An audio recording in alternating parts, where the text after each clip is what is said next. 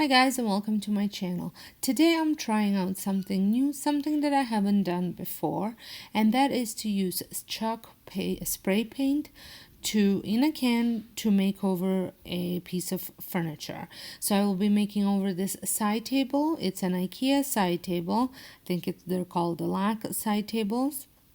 I had two of them. I've already posted the one that I made over a couple weeks ago. Totally different look than what I'm planning on doing with this one.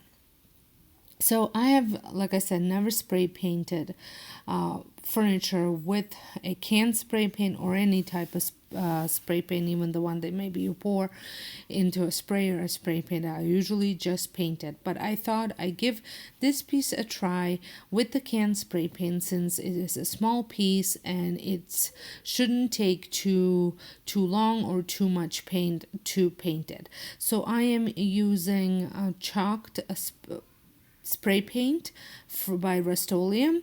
But the first thing that I'm gonna do is, as always, give this piece a good wipe down. Make sure there's nothing sticky on it, because you don't want it to have sticky stuff, because otherwise spray paint or any other paint or stain will not stick to it.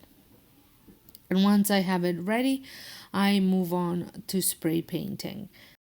So when I started to spray paint, I kind of went the same way as I do with painting anything else. I go with even strokes back and forth, not too far, not too close. I do find that if I'm too far, I'm not getting as good of a coverage, but if I'm too close, then I get the blobs of paint, because I'm almost feels like I'm concentrating on one spot for too long. So I am giving it one coat first, and then I will see if I should give it another coat of spray paint or not, because I am doing something else to it, so one coat might be enough.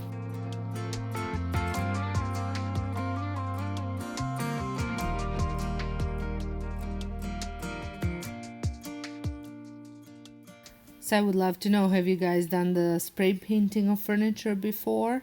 And if you did, what did you think? How did you like it? Did it work out for you? I would love to know. And if this is your first time stopping by my channel, my name is Sonja, and I do lots of different DIYs, from furniture makeovers to Dollar Tree DIYs to just trash to treasure upcycles. So if there's something that interests you, I would love it if you consider subscribing, pressing the notification bell, so you don't miss out any of my future uploads. So I am getting close to the end, and I'm not sure if I'm sold on this. Here is a bit of a close-up.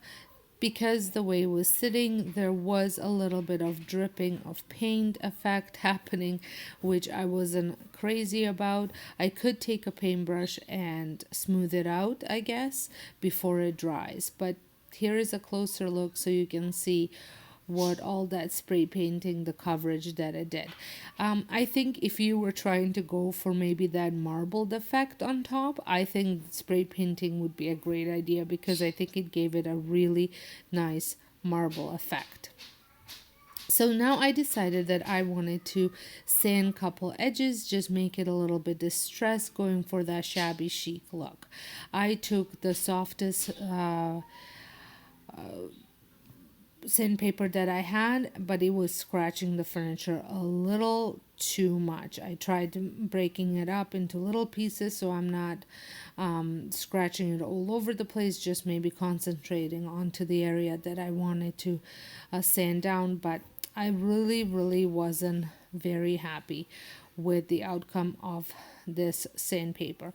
I wanted to also sand down the dripping parts and distress those areas, but like I said, I wasn't overly crazy with the way this was looking. So I decided to do something else, but before I moved on to that, I used my stencil. I have used this stencil several times already. I absolutely love it. I am also using any Sloan original chalk paint, as well as any Sloan Graphite, to apply the chalk paint and to give it some more effect that I decided to do after the sanding did not work out.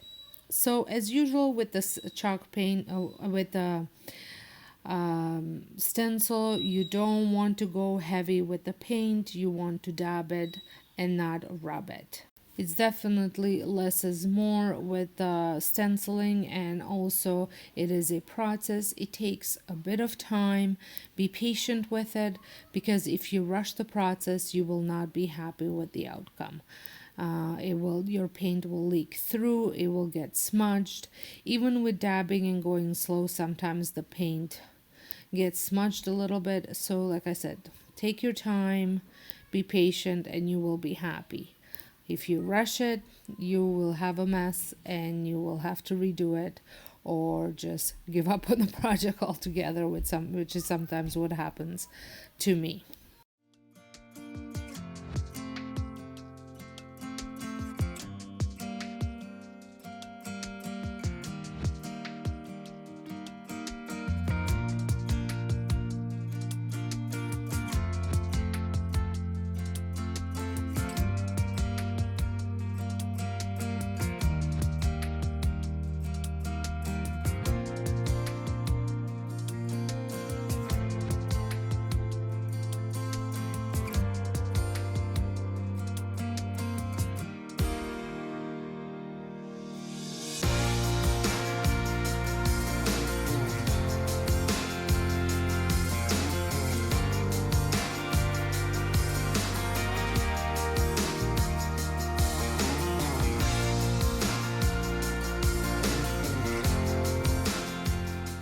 And I always love this. I always say I love the ta-da moment when you're done stenciling and you remove the stencil to see what a great job you have done.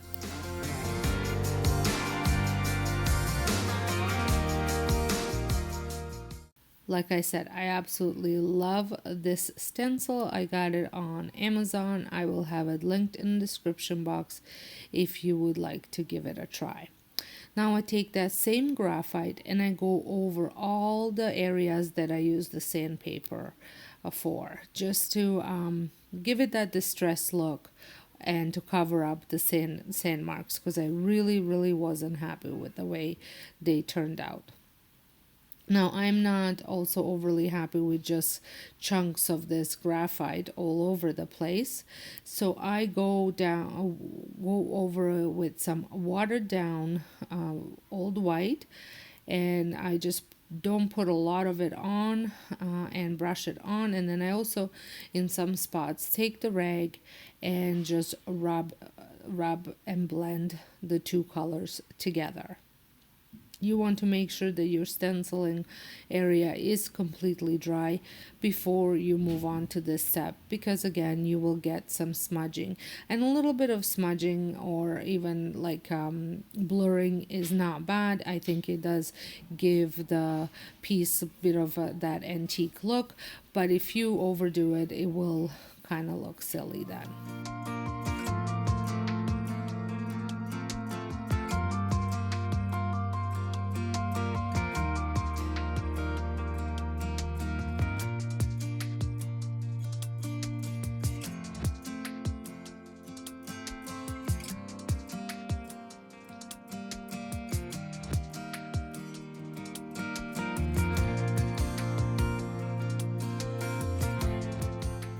So I've done the whole area, and now I'm just going to move on and do the stenciled part, just to make sure that it was almost completely dry.